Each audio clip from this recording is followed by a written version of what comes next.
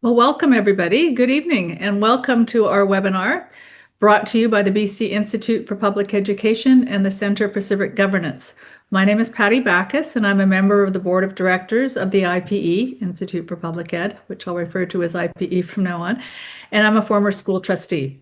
I'm joining you today from beautiful Main Island, BC, in the Southern Gulf Islands, on the traditional unceded territory of the Coast Salish people, and more specifically, the Waisanic people and the Hulkamalin speaking people.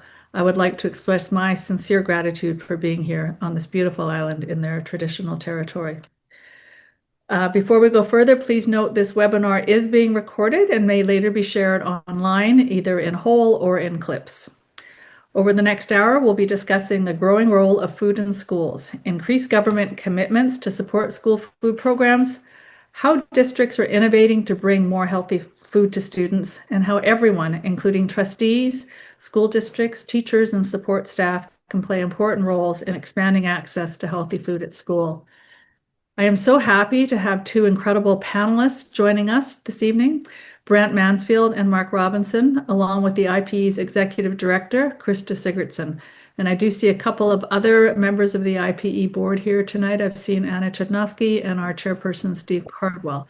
Don't know if I've missed anyone. Krista's going to be managing the tech tonight, for which I am very grateful. Krista Sigurdsson recently joined the IPE as its executive director, and she wears a few other important hats. She's a constituency advisor for the provincial riding of Vancouver Little Mountain and a writing instructor at UBC. Krista ran for Vancouver School Board in 2022 and remains an avid school board watcher and advocate for public education. Thank you, Krista. Our first speaker tonight is none other than Brent Mansfield, who I'm tempted to say needs no introduction in the world of school food, but I'm going to give a short one anyway. Brent teaches edible education as a specialist teacher at Lord Roberts Elementary in Vancouver. He's the co-founder of Lunch Lab, an educational lunch program that is a partnership between growing chefs and the Vancouver School Board, and it provides students with hands-on cross-curricular learning around food literacy, followed by a delicious lunch.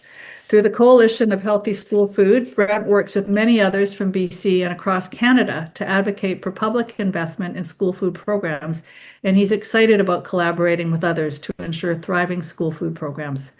After we hear from Brent, we'll be hearing from Mark Robinson. Mark is a school trustee from School District 68 in Nanaimo Ladysmith, and we're very happy to have him here with us this evening. He may have to leave early due to some other commitments, but he's going to stay as long as he can. After we hear from Brent and Mark, we're hoping to hear from some of you as well. Krista will monitor the chat for questions and comments, and you can also raise your hand and we'll try to get to you as we work our way through the program. So let's get started. Over to you, Brent.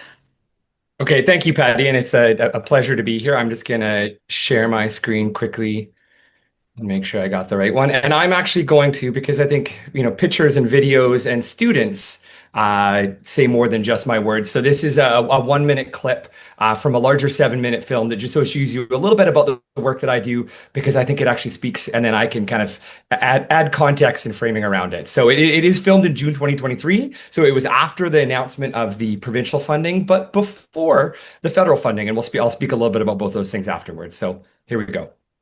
Canada is one of the only developed countries that does not have a federal nutrition program in schools of any variety. So there's communities where there's amazing things happening, but mostly that's not the case.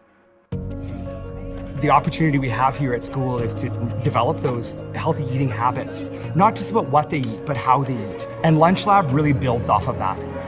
You really should come here because it has excellent food and you'll learn a lot. You spent so much time preparing everything, and then when you get to try it, it's like, wow, this is really good, and it was made by 12-year-olds. I didn't ever think that just a bunch of kids could feed 200 students, so it's kind of cool. Lunch should be the most exciting part of a school day, and I'm really hopeful to see how Lunch Lab can contribute to that movement here.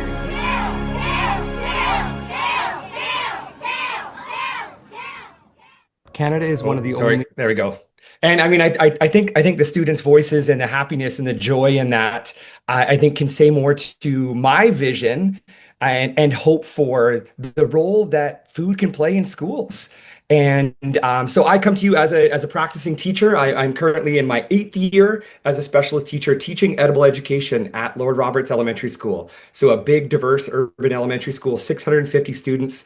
Last time we counted was about 44 different first languages. So a really fun and fascinating place to teach and learn from students about food.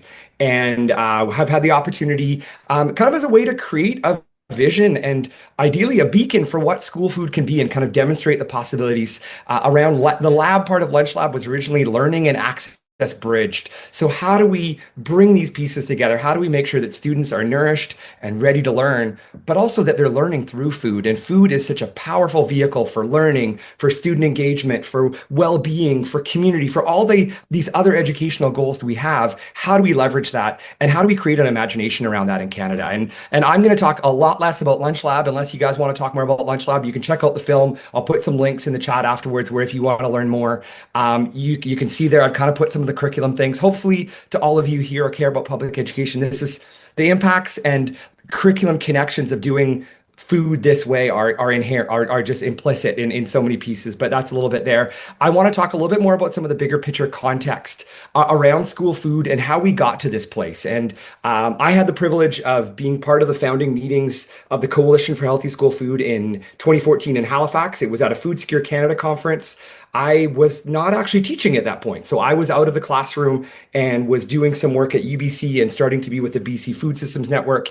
And there were 30 organizations from across Canada that came together with the vision of how could we advocate for a cost-shared, across levels of government, universal school food program, because Canada is one of the only G7 countries that up until that point that has not done this, right? And this is a norm and best practice around the world. 11 years later, it's now actually, my math is wrong there. I didn't change that one number. It's up over 600 organizational members and endorsers kind of working towards this shared vision. I will briefly show you, and I encourage you to check out if you're interested. Some of your school districts are already endorsers. There's 11 in BC, the BCTF, the BC School Trustees Association. But according to these guiding principles, right, we are a diverse nation of very different locales between BC and Newfoundland and the Yukon. And I've had the chance to kind of visit programs in each place. But these are the core things, right? So health promoting, universal. We believe that this should not be targeted. This is a benefit for all students, and all students stand to benefit, especially when we do a good job integrating. Flexible, so each province, each community, each school district really knows what's best and the partners they have and the strengths they have and the infrastructure.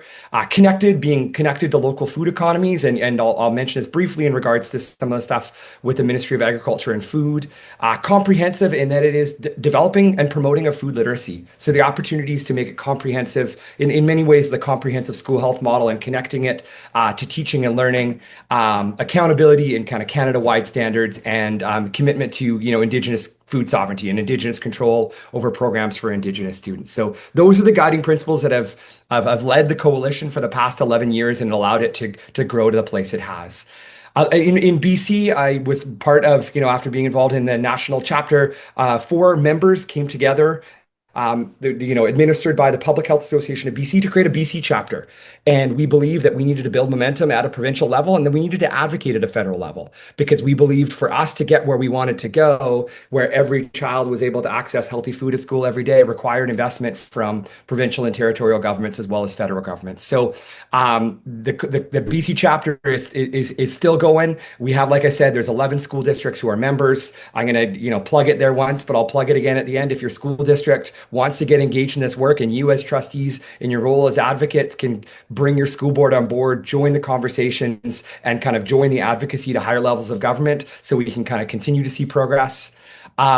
And I'm going to jump to this, and I think if you're on this webinar, you're probably aware of this, but I'm going to kind of come out. So February of 2023, after years of advocacy of the BC chapter and many others as well, the budget 2023 announced, originally it was $214 million over 3 years, with a lot of so a mandate and funding given to every single school district, which is something we didn't have up until now. There were a lot of school food programs and districts that were seeing the need and were making things happen and were committed to that, but it wasn't something that was expected and supported with funding from the Ministry of Education and Childcare. And that has changed now. And that really created that mandate. We are now currently in year 3, and rather quietly in my mind, it's actually gone on. We've now been told that it is a line item within the Ministry of Education. So the $71.5 million a year, I mean, it hasn't gone up yet, but it also now we're at the end of the third, we're in the 3rd year, and we know that those funding, the funding levels are going to continue. I can put a link in the chat as well. There are some general guiding principles, but there's a lot of autonomy at the school district level. And I think there are real strengths at that. And, speaking to this group of people as trustees, your role in, making sure that the programs that are tailored to your community fit your community. There's also, I think, a lot of opportunity and why I'm excited to be part of this conversation with you all today around kind of the provincial level functions and a little more coordination and a little bit more learning from each other. And I can say as an advocate, I have regular, whenever I can, conversations with elected officials and Ministry of Education staff to be saying we need to be doing more around the networking and learning from each other. And I'm excited IPE and all of you who are here are excited about this conversation as well.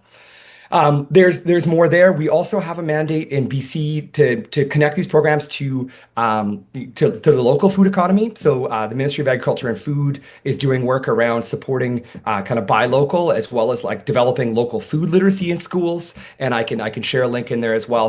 And that is something that has come even stronger nationally, as well as we're talking about tariffs and all the things. And I'm just going to name and not choose to talk more about now. I hope you can see the connections to local food and the importance of that as well. And then, right, so the coalition, after 10 years, almost, coming up on almost exactly 10 years, and a lot of advocacy and, some of us running around in circles, they got the commitment of $1 billion over 5 years. And it's, now that the funding is out, it's now at about 201 million this year. Another really key piece that I think is important, kind of as we look at these different levels of funding, is there is now a national school food policy. And every single one of the provinces and territories signed on to the National School Food Program. We didn't think we were going to get all 13, but all 13 signed on, within 2 or 3 days of the final thing. They are based off of working towards the objectives of the National School Food Policy. And I can say there was some really good broad engagement to develop the National School Food Policy. They engaged students. I was a teacher in one of the panels. And I mean, as part of the coalition, I think we can also be proud that many of the guiding principles landed in the vision and objectives of the National School Food Policy. And I think now we have the opportunity to see this comprehensive vision that includes working progressively towards the long-term goal of universal access, includes food literacy and cultural inclusivity and working with elders, and a vision that I can buy into. Now, how do we bring that down to the provincial level and to the school district level? And I think there's a lot of opportunity from a policy and planning perspective around how we operationalize this and do this as we move forward. So BC most recently was signed the agreement. It was March 7th was when BC signed. Year 1 was actually last year, the last school year. So those of you in districts, the Feeding Futures funding came, and then the additional allocation from the National School Food Program came. And despite the fact that it probably got a lot more attention around the National School Food Program, the majority of the dollars are still coming from the province. The National School Food Program is in addition on that, and I think there are opportunities to grow kind of both of those pots of funding. So in BC, it was $7.5 million for last school year, and then it's almost $16 million for this school year and next school year that is committed. Happy to say, in the Liberal federal election platform, there was a commitment to making it permanent. So there's actually talk about how do we embed this in legislation. Manitoba has also gone that way as well. And there is some addition around kind of buy local funding. So how do we make sure this money continues on into the future? And then as a coalition, how do we actually see this? How do we see this amount of funding grow? And I just want to quickly point to this one, because I think it's really telling to look where BC is. It is actually Atlantic Canada that's leading the way. Nova Scotia is now in its 2nd year of implementation of a universal program. And the lunch program is paid for by the province. The breakfast program is paid for by the federal government. So that's one. When the ask was made to the federal government around 200 million per year or 1 billion over 5 years, provinces and territories were investing themselves 200 million. Well, that pot has grown to 400 million over the last 2 years because of significant provincial and small amounts of municipal investment.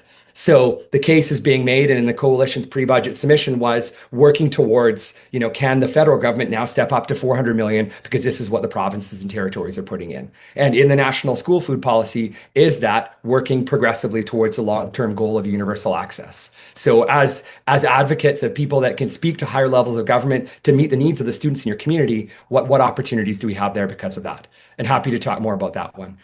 Another one that I want to name, and I've had the opportunity this last year, I'm teaching at Roberts 3 days a week, just to be clear on how I do the things that I do and juggle them all, is I was able to work with teachers and students from 5 different provinces and territories across Canada, and kind of work with them to develop their own campaign and listen to them around what mattered to them. And something that came out in every single provinces and territory is students want to be involved, right? And as educators and allies and all the people that are in this conversation that care about public education, these programs need to be with students and not just for students. It's not adults designing programs that we think students want. It's actually listening and what are the opportunities for student voice. And not every program, do I believe, needs to look at Lunch Lab where kids are cooking all the food. No. And even at Lunch Lab, it's meaningful engagement, but student voice matters. Input on the menu. What does that mean? And there are some remarkable student leaders that are really engaged on some of these things and want to be involved and consistently say when we ask students, they want to be involved. So what opportunities do school districts have to engage teachers and students in some of these conversations? I always have to say that.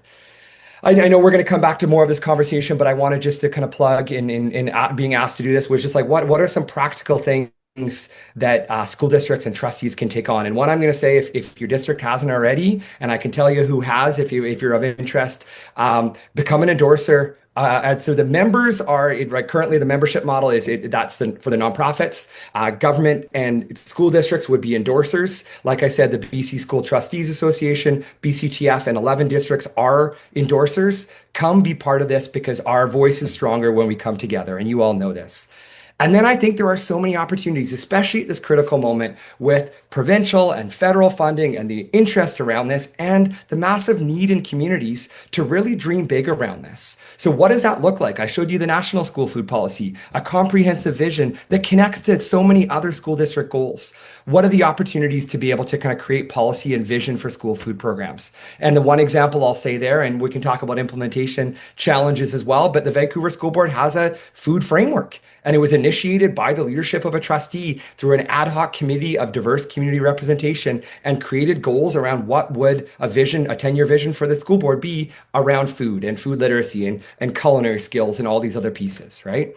There's also a huge opportunity. School districts are not alone, right? What I'm able to do at Lunch Lab is partially because we partner with growing chefs. Well, many innovations that are happening in school districts in BC. I listed a couple of the nonprofits in these communities that are involved. There are many more. Chilliwack Bowls of Hope would be another. In some cases, it's actually the nonprofit partners who are preparing the food and schools are involved in distributing and matching that. There are often really big opportunities. And that, again, we'll say that whether it's DPAC, whether it's local farmers, whether it's just I really think school districts need to take this asset-based community development approach. So what is actually happening? Where are their strengths? Where are their gaps? And how can you figure out what that looks like? And there are districts that are taking this on and they have, culinary arts programs or they have catering kitchens and they're able to take it on internally and they have the infrastructure to do that. Or if they can't, they're strongly being encouraged to work with the nonprofit sector. And I think there's a lot of partnerships that can happen there. And you as school districts, have experience with that. And then, there is a role for caterers, but I know it's encouraged that it's nonprofit sector. And then I'm going to ask, right, our voices are stronger when we come together. How can we all be advocating to higher levels of government? So become an endorser, join the call. Let's build that provincial pot that's been at 71.5 for 3 years. Well, let's build the federal pot to 400 million a year, and let's progressively work towards the long-term goal of universal access. And then the other one I'll say, just in terms of innovations, and as we work towards universality, the role of pay what you can models, I think, is an important one. There's often been research that shows when families can contribute, they are more invested in a program and do that. So I can tell you at Lunch Lab, we actually ask for $6 a meal. It actually costs more than that if you count food and labor, but that covers at least the food costs. That being said, the students who can't pay can pay. They can come right in. If they're already on a subsidized program, they're in. And we ask families to pay what they can. And some pay $3 and some pay $10 per meal because they actually want to contribute towards, right? So when families feel connected and heard and their students are involved, there's also opportunities there. And then the last one, and you guys know this, and this is a challenge of this, and we can talk about this if you folks are, is around infrastructure, right? Schools were not designed with food in mind. I don't know how we can think that food is this inconvenient interruption rather than this integrative learning opportunity that can kind of be such a means to all of these other ends. But thinking about infrastructure. So when we're talking about new schools, when we're thinking about this, let's think about building with food in mind. And I think the Ministry of Education also needs to get on board with that one. So excited to keep these conversations going. This is, a first, some of you I know, some of you I don't. So excited to keep having these conversations around now that we have this momentum, now that we have this funding, how do we ensure that we have the best programs that we can, that represent this kind of comprehensive vision that is in the guiding principles of the coalition, that is in the National School Food Policy. And I think we have a lot of opportunities to kind of bring those things forward. So I'm gonna stop there. That's a sneaky slide that I have for afterwards, depending on the questions and conversation that comes. Thank you so much, Brent. I always love, I've had the pleasure of hearing Brent speak a few times over the years, and his just enthusiasm and energy around food is fairly inspiring.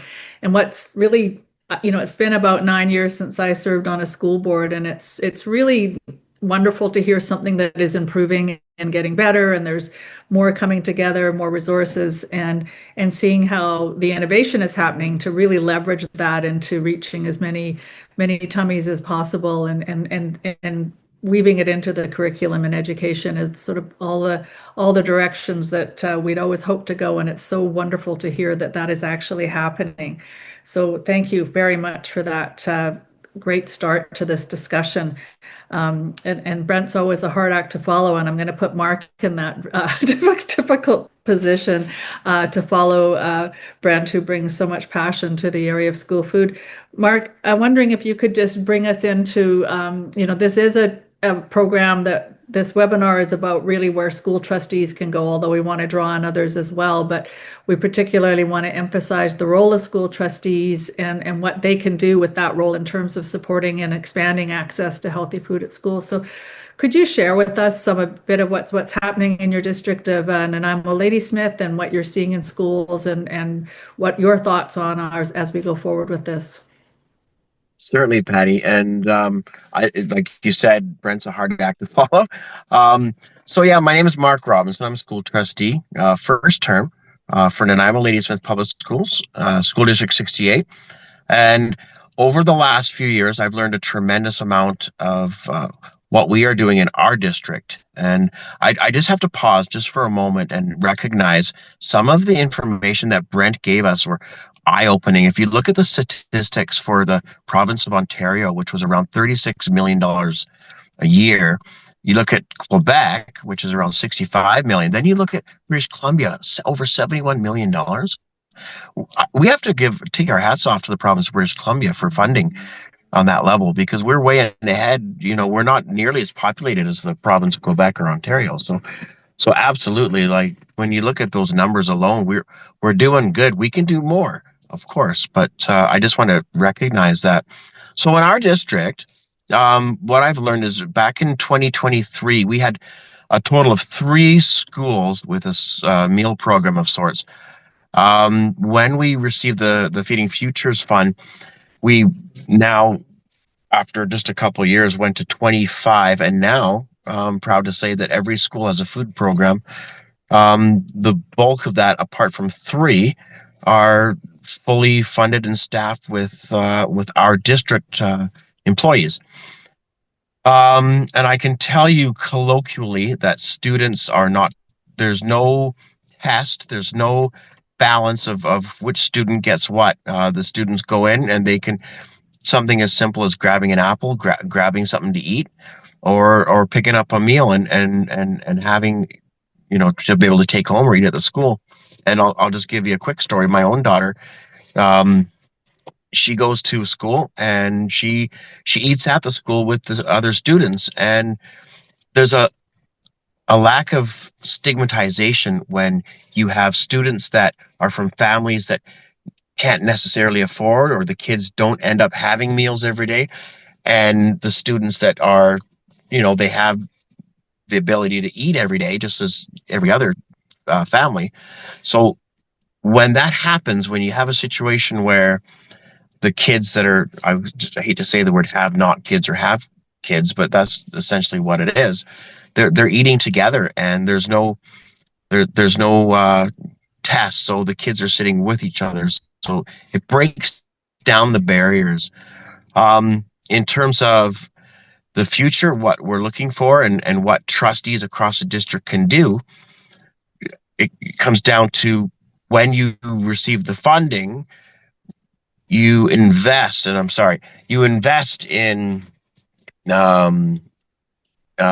what we have, which is in school, in person staff. And the reason for that is because when you have a situation where, I'm sorry, I have somebody across the way. I apologize. They're waving at me, and I'm getting a little distracted. When you have in-school staff providing that, you have a connection with the kids, and you have long-term knowledge that those staff members are going to be with those kids from grade to grade, year by year. And it goes beyond that because they're connected to the school culture. So that is what we're doing. We went from we were given $1.7 million in, I want to say it was 2023. And the bulk of that, apart from getting the equipment going and the cafeteria from a high school going, over $450,000 of that was for hiring staff internally.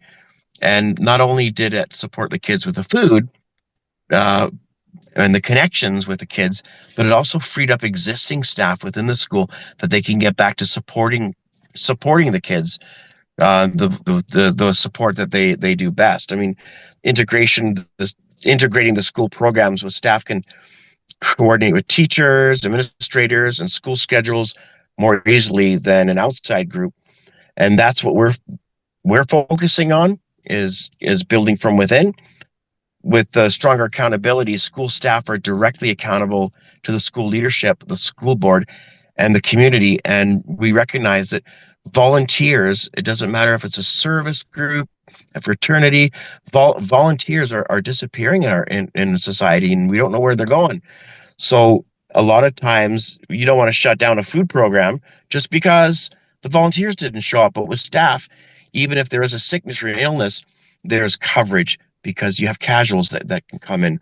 So all these components, it goes beyond funding. It goes to how we're managing and how we're selecting how the funding goes. So in our district, we recognize the knowledge of the students and the school culture. They know the students personally, their allergies, preferences, their needs, behavior patterns. They're trained to work in a school environment. They're trained with all the stuff that we train our staff with, and they understand how to interact with the children, especially those with additional needs or dietary restrictions or dietary concerns. Food programs in schools are more important than just meals. They support the student health, academic performance, and overall well-being. So the delivery of the programs matters just as much as the food itself. When we look at like Member of Parliament Terry Beach, for example, he just posted today that this is on the radar, and I know Brent mentioned that there was a commitment the last federal election, and it's good to see people from all parties bringing this up on a national level. And a national strategy is there, but a national food program would be consistent throughout the country. So to answer the main point, Patty, what you were talking about with trustees is through policy, is through making sure the fundings are directed appropriately, thoughtful, and look at other districts, how they're doing it, where their successes are. We have the BC School Trustees Association, and this is where you connect with the other trustees. How are you guys doing it? How are you folks doing it? We can connect and find the successes, build upon them throughout the province, and what's not working, pivot from that. So that's basically in a nutshell what I have to offer. I mean, I can go a little more deeper, but in terms of what trustees can do, that's where we're at, Patty. So I want to thank Brent for his past uh, presentation. I mean, there's so much information there to unpack, and spoke well more elegantly than I have, than a couple kids waving at the parking lot where I'm sitting in my car, trying to get me out. They're my daughter's friends. I got to be honest, because I'm at another function here, so I'm sort of double dipping. So thank you, Brent, and thank you, Patty, and everyone involved. And I'll stick around as long as I can to answer any questions that may come up. So thank you. Thank you, Mark. That's a lot of, it's really interesting information, and I'm really glad to hear your comments about the importance of those relationships that are developed through in-school staff. We know, and Brent has taught us this over the years, and certainly in the research I have done, is the importance, like food is such a glue culturally for all of us in communities and cultures and coming together. And that relationship, and we know so much in education about how those caring connections with trusted adults can make such a difference in the lives of children, particularly those who struggle or may not be getting support in other parts of their lives. And so it's not just about filling their tummies. That's of course important, but it's the heart, and it's the emotional well-being, and the connection to the school as a place that is a caring, nurturing place that we all want that for all kids. So I'm really, really very happy to hear that that is a priority in your district, and that you're able to do that by bringing in your own staff.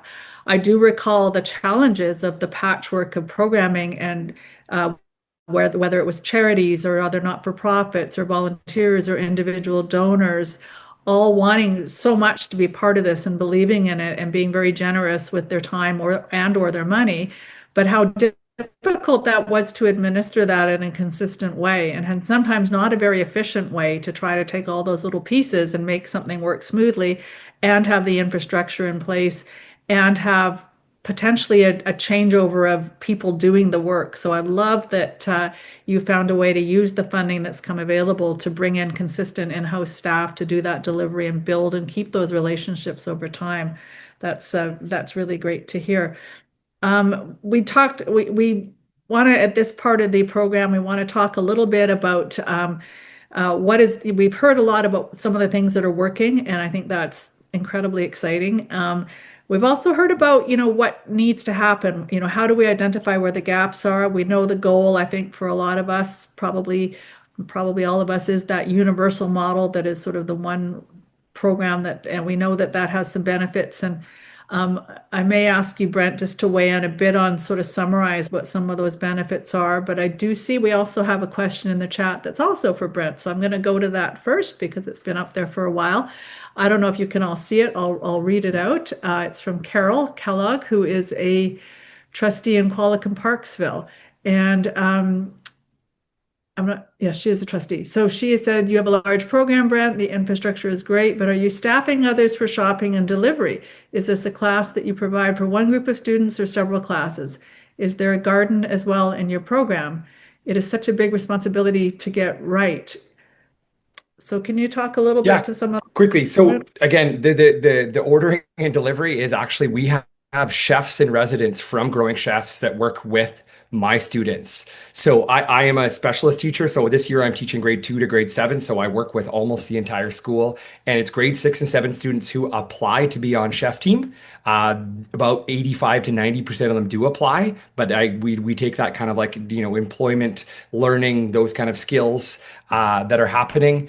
So students are involved in that way, but it is available to all of those students to be able to participate. We're very fortunate. I have 28 garden beds. So I teach in the school's multi-purpose room where the kitchen is, where we do lunch lab. And then my other classroom is actually the school garden. So I do a lot of work out there. The kids chanting kale in the lunch lab video was, when it was filmed, set up, but it actually has happened before. And I think a lot of the reason my students actually in the salad bar demand kale every single time we have the salad bar is because I have students out there growing and harvesting and making kale chips and doing those things throughout that. So the role of gardens and kind of food education in, the quality of programs that exist is a really important one. And these are the things that can spread. But the idea that I am a public school teacher whose specialty is food education is also a possibility, right? So yes, it's a big responsibility. I partner with some, but I'm able to anchor this nature of program because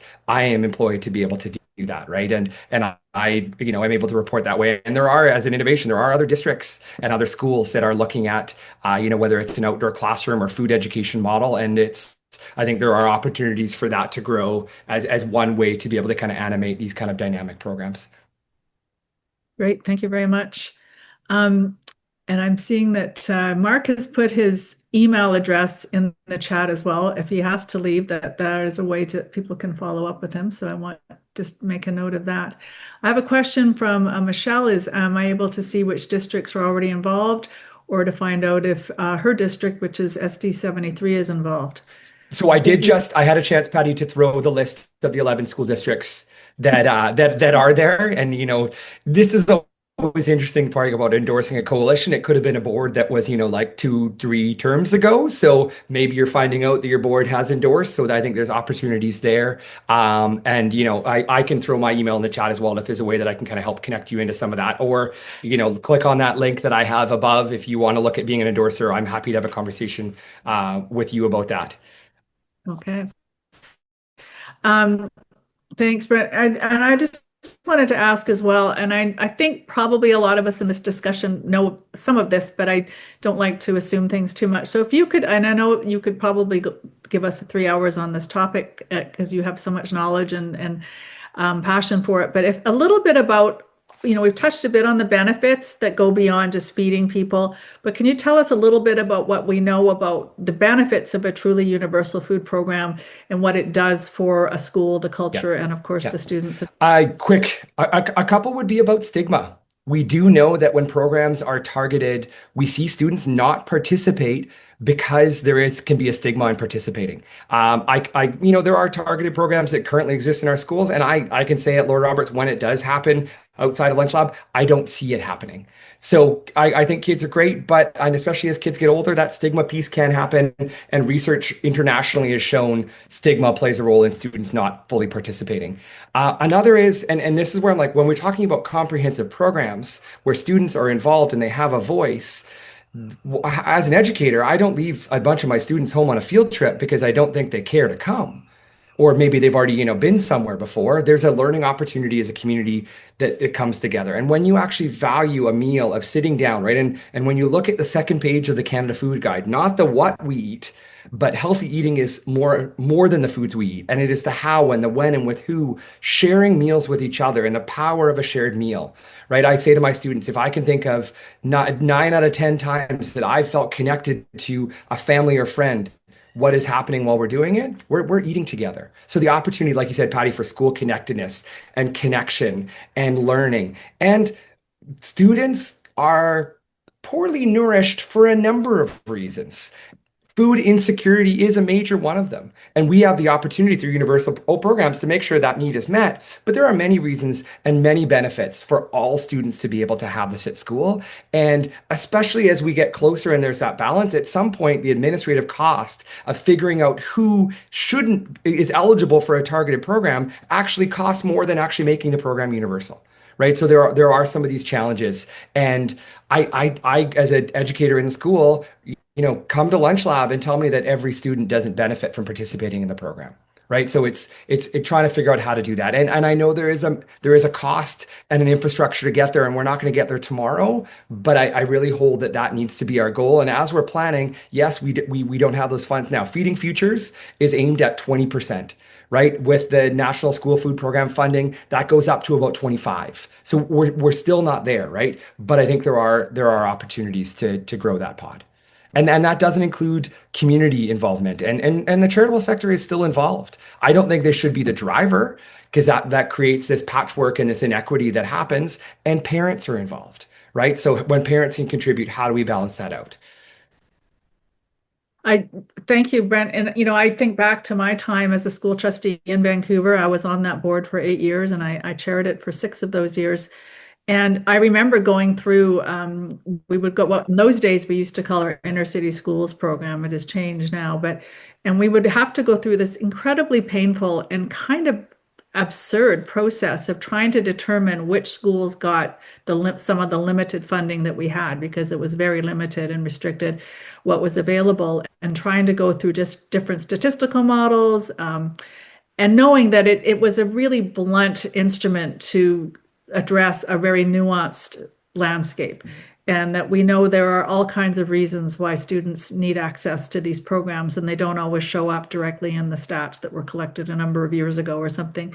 And no matter how we tried to slice the pie, it never seemed quite right. And it used to seem to me like if we could only just make this available and not have to go through these really uncomfortable questions and decisions, and put teachers and staff and school staff and families into this very difficult situation of trying to establish some criteria by which we would decide who got lunch, and then find a way to deliver it in a non-stigmatized manner, which is also really tricky to do. So I really appreciate your comments on that. I see, I believe Steve Cardwell, who is the chair of the IPE, has a question, and maybe Steve, you could ask your question. Well, actually, I was just writing a second question. Thanks. Why? And I might toss that question to a secondary school educator who runs a really innovative culinary arts program that happens to be on this call. And I think I'm talking about you, Eric. So yes, a lot of secondary programs are being developed. And when the work that I can say for myself, and Eric, I'll give you a moment as I'm putting you on the spot, as we look across Canada, so yes, to name it, Newfoundland and Nova Scotia, when they've started up to grade 9. So they haven't yet gone to their secondary schools, because secondary schools create unique challenges and also opportunities. The one challenge is being students are able to leave, right? So what does that mean for these programs? But when you see education as core, and the learning opportunities that we're able to provide, and the learning connections, and the educational farms, and the youth leadership opportunities, it's, I'll throw another video in of a school I worked with in Windsor, and some of the ways that the youth were actually working together to contribute to these programs. And it's such an powerful leadership opportunity and learning opportunity for students. Yes, and actually Fresh Fruits and Growing Chefs are founding members of the BC chapter of the Coalition for Healthy School Food. So it actually, up until now, the advocacy of the coalition has been led by the nonprofit sector and a lot of these charities. And I think the opportunity that we have is to actually bridge that. And that needs to be more school districts and trustees and, administrators and all the people that are being more part of these conversations. And I can say in the BC chapter, we recently made a change where endorsers to include school districts and trustees, we've changed our steering committee because it needs to be a broader participation in that. Thank you. Eric, do you want to jump in there, or you can pass if I put you too much on the spot? That's okay. I hope my connection's okay. This is an older computer. Nice to see Brent, and I recognize a lot of names from my times in the mainland. So I, for 7 years now, have been at a school. It's named Stellies, and Wasanich, I call it the Wasanich Peninsula, so just outside Victoria. And so it's a modest school. We have 900 students. We have 120 students who identify as Indigenous, and about 90 students international. And so it's grades 9 to 12. And I have the privilege of running with 2 amazing QP employed colleagues, our culinary arts program. And, my first couple of years, I think due to strikes and COVID, just kind of got into it. But the last 4 years, it's been a huge experiment of systems change. So just to give you really quick, and I'm happy to follow up with anyone if you have questions about secondary and this kind of work that I do kind of, under and alongside Brent sometimes. But basically, today we did $2,200 in sales. We're not trying to make money ethically and everything, but that's off. The most expensive thing is $5. So 70 families are designated as getting, complimentary lunch cards. I'm really fighting for universal offerings. And what's really amazing about it is what Brent was saying in the beginning, is that I call, food and engagement agent. So I teach students, there's 24 in a class. It's grades 9, 10, 11, 12 all together. The grade 9s are often leading the grade 12s.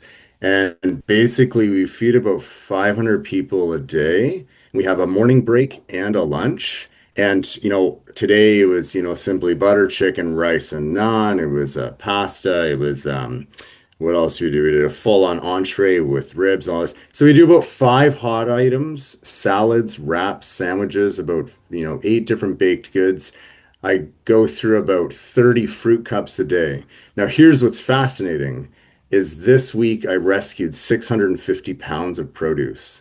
Last week I rescued 900 pounds of produce. I fed our entire school district, 800 people on Monday, all veggies, fruits. I made 800 cookies, did beet hummuses, did everything. I provided food for all of our Indigenous presenters, including Jared Williams, and it cost $80. So this is doing rescued food circular economy stuff. But what's interesting is that I can't forecast the menu, but I can go into the mustard seed food secure distribution. That's where Flourish runs out of. And I can fill my car with this food, come to Stelli's and be like, all right, so for the last 120 weeks, we brought 6 liters of vegan soup to a women's shelter.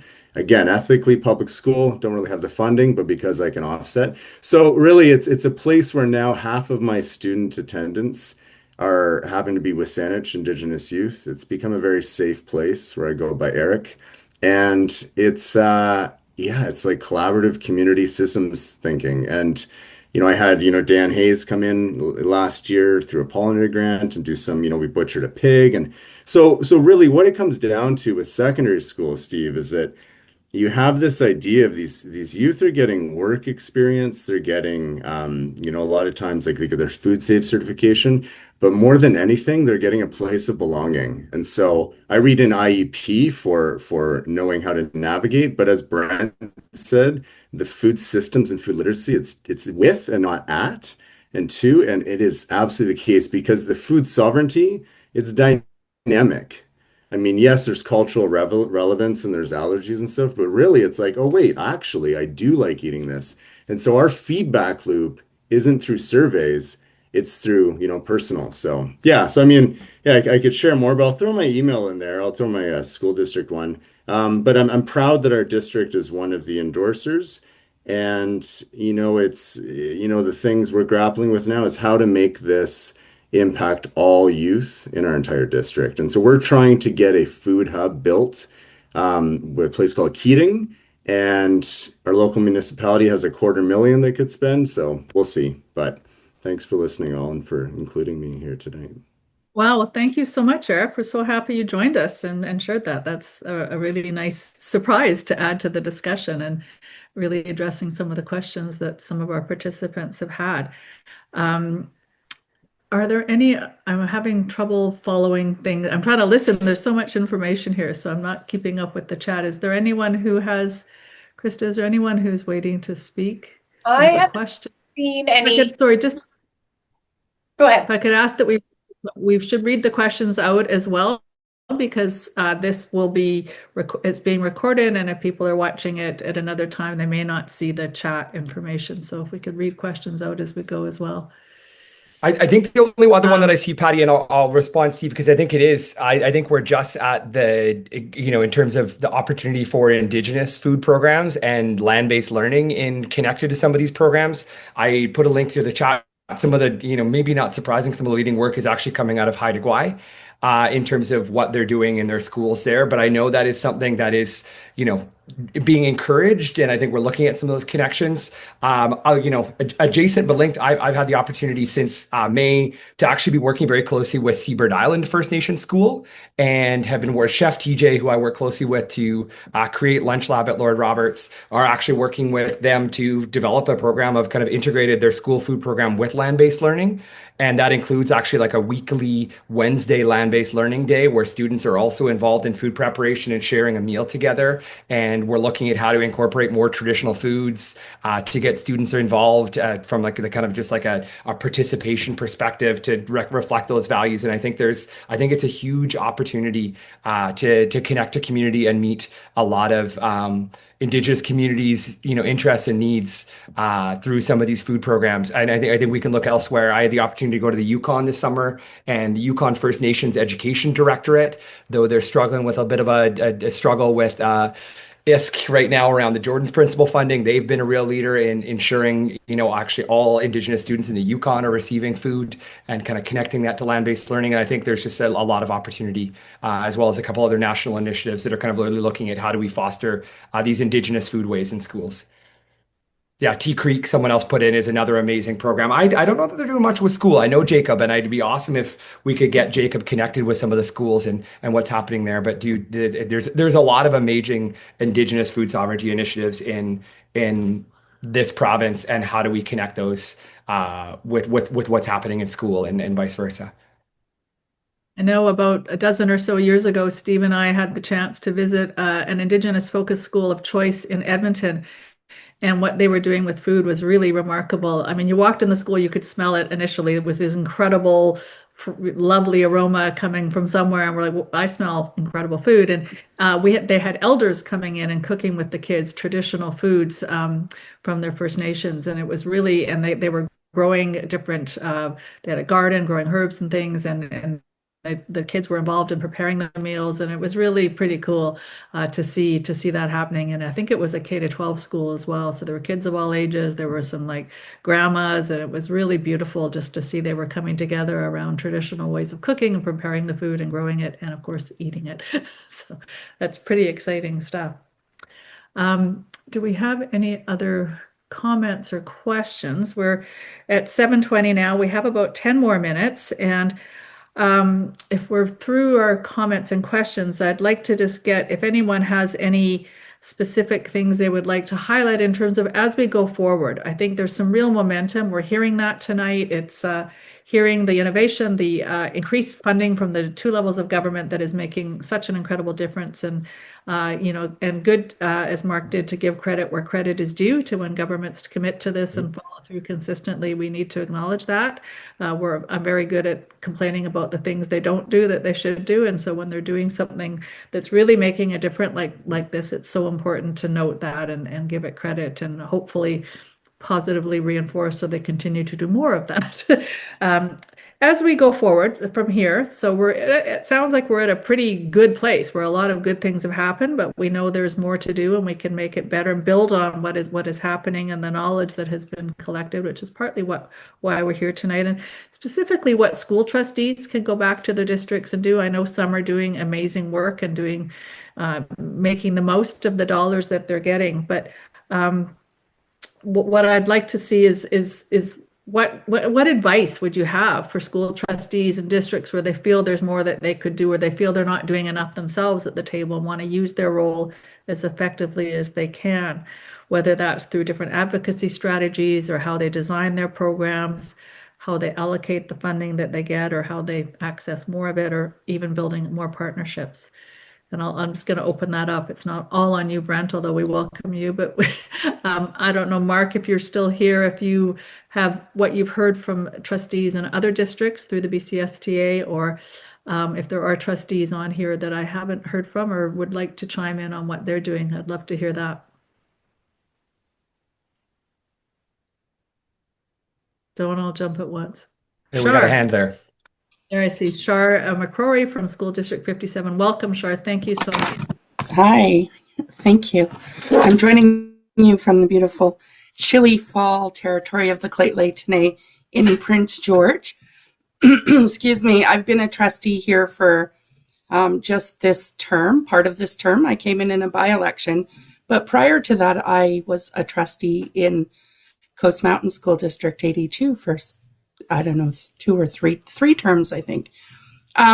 So being from the north, I can tell you how imperative and important food programs are, because there isn't accessibility in rural, remote communities to other food options. If you don't bring a lunch to school, you're out of luck if there's nothing for you. So all I wanted to share was how important that is and how important food sovereignty is. And in rural, remote communities that, you know, we're part of the Board of Education that supports in the north, it's game changing for students and the success of them in the school system. So, you know, the impacts that has had over the years that I've been part of that program and working with Indigenous communities, working with bands to make that food security happen, and working with nonprofit organizations like in Hazelton, where I lived for 30 years, there was an organization called Storytellers. And that's why I know Jacob Brent, because I lived in Hazelton for 30 years.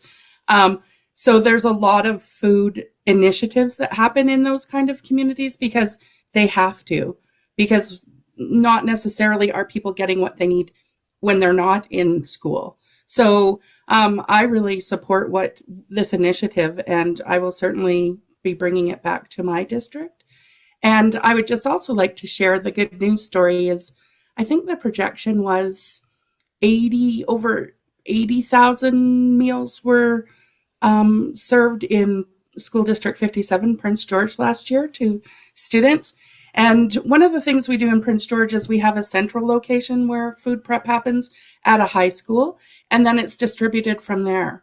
So our next ask is refrigerated vans to take those meals to the other 22 sites that the food goes to. So there's some really good work, and there's a couple of articles that came out about that in June and September. So I'll share those in the chat. But I just think this was really great, and I'm glad this initiative is happening. So thank you for sharing. Thank you so much for joining us, Shar. I appreciate that input. That's it. We don't always get the northern perspective. We're tend to be a little bit lower mainland and me on an island, but down toward the border here. And it's important to think about the additional challenges in terms of food and nutrition in communities where there's not so many things necessarily available. So that's an important perspective that I'm so happy you were able to share with us. I'm seeing a few things in the chat. Michelle had asked about accessing this presentation. It will be posted. I think it will be posted. You can email info@publicedbc.ca, and Krista will make sure you have access to that. And if you would like a workshop for your district, if you send her an email, she can send that as well. And of course, we would love you to sign up for our Institute for Public Education mailing list and our information, and go to our site. We have all kinds of resources and materials as well.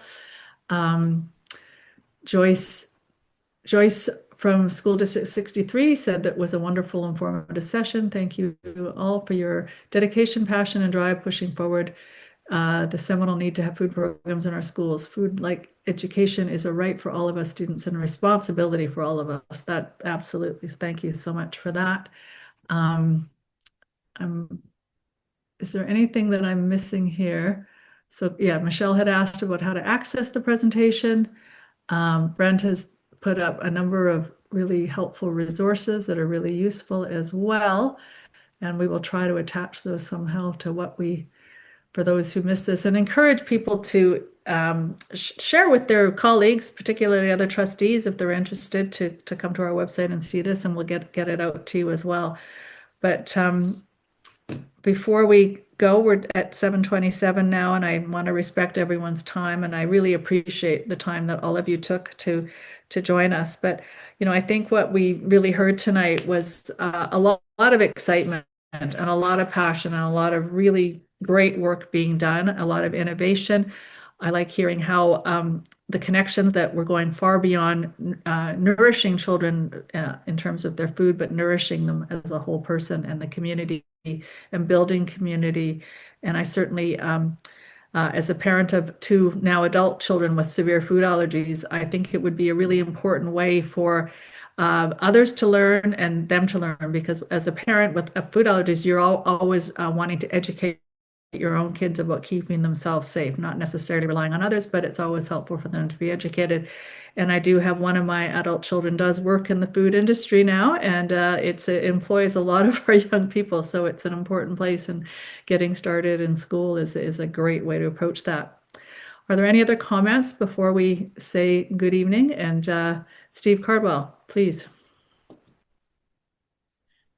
Just two. One, if people have ideas for other sessions that IPE could put on as webinars, as great as this one, and thank you to our speakers on this one. It was fantastic. And also, I did see Eric put your hand up, and Patty, you might have missed that one, but Eric might have a comment as well.